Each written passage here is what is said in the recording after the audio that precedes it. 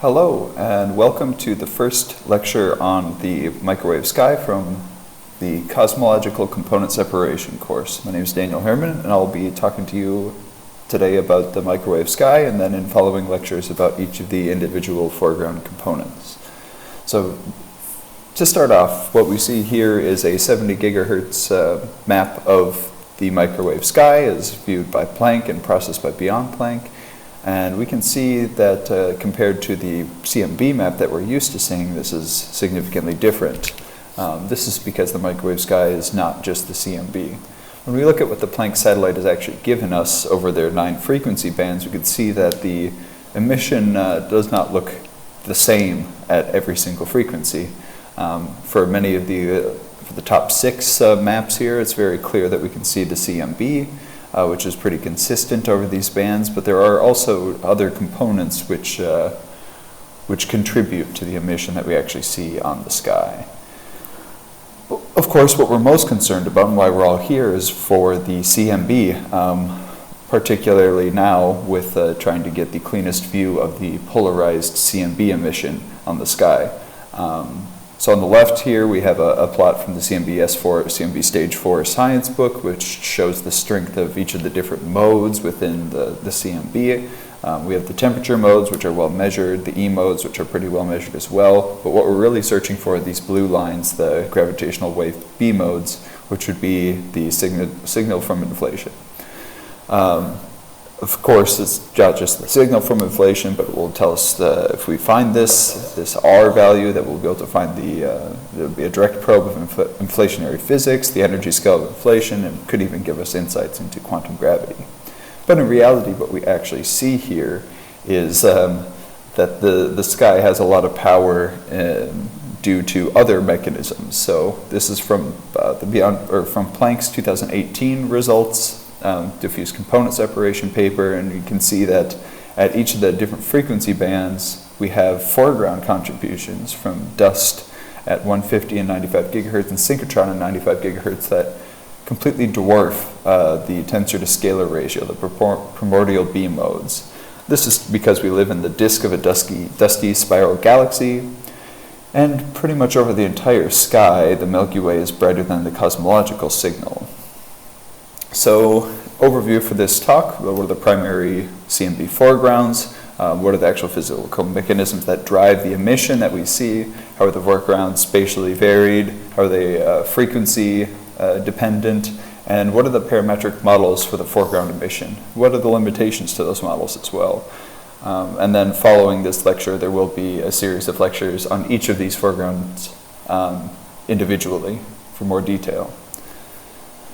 So in this lecture, we'll really focus on spectral energy distributions, or SEDs. You'll hear that term SED or SEDs a lot, so keep that in mind. That means spectral energy distributions, as well as some units, Stokes parameters, and an overall introduction into the foreground family.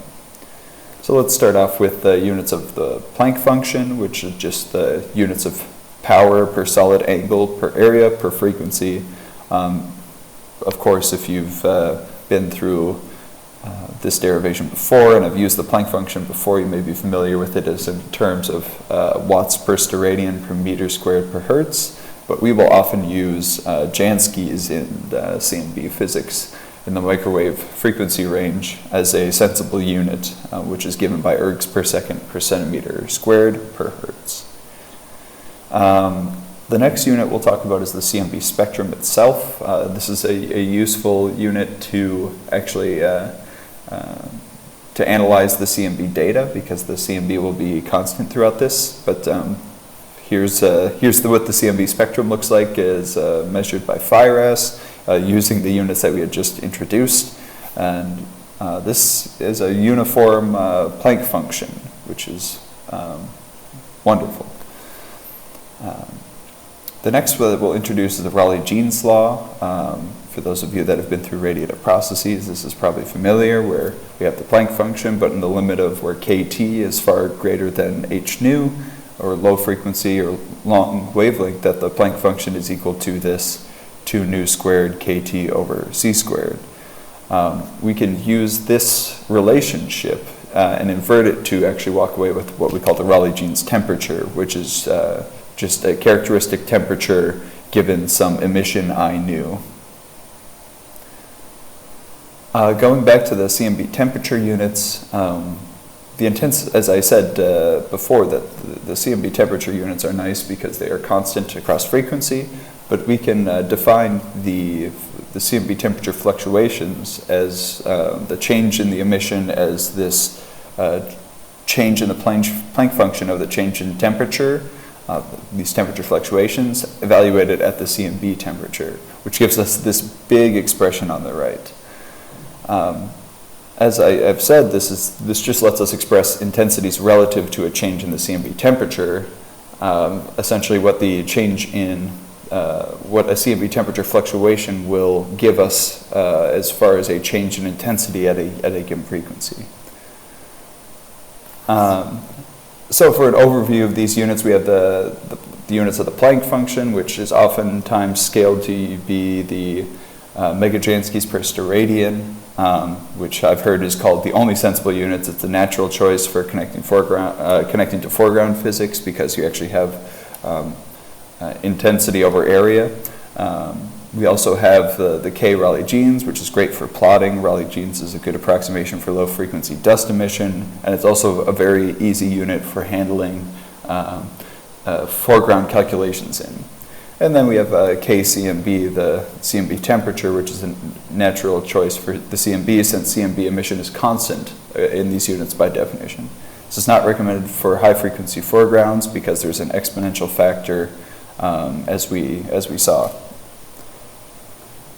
Now we'll move on to the Stokes parameters. So Stokes parameters overall, we have the total intensity I, but we also have two linear polarizations Q and U and a circular polarization V, which are shown on the right for what this chi and psi correspond to.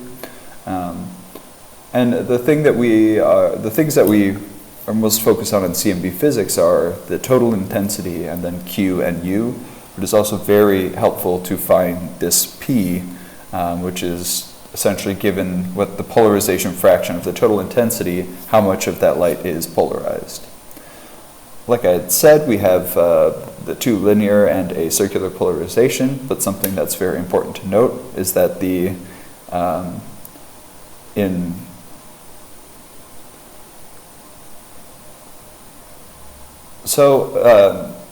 it's very oftentimes in CMB physics that we will see that the polarized intensity, capital P, is expressed, which is essentially just the intensity times this polarization fraction, or if you're just looking down here at this equation, it's just the denominator of, so it's the adding in quadrature of Q, U, and V squared. The Stokes parameters are additive along the line of sight, which is very helpful. So an important thing to remember when working with Stokes parameters and CMB data is that the sign of U is different between the IAU convention and the CMB convention. Okay, and now we'll start with an overview of the actual foregrounds themselves. So in the microwave frequency range, in total intensity, we have a whole host of foregrounds. So in this plot, we have